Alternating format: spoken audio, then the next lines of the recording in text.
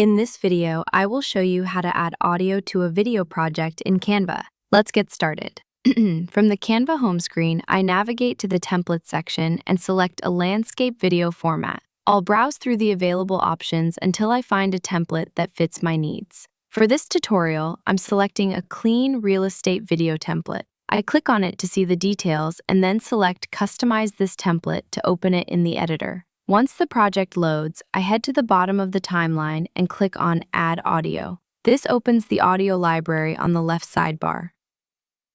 I can scroll through various categories like happy, pop, or epic to find the right mood. To preview a track, I just click the play button next to its title.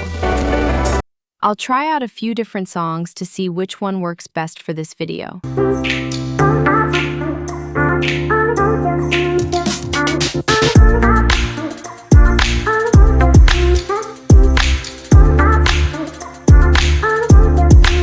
When I find one I like, such as this Beauty Future Pop track, I click and drag it directly onto the timeline. The audio track appears right below the video clips. I can now play the video to hear how the music fits with the transitions. Everything looks and sounds great, so I'm ready to save.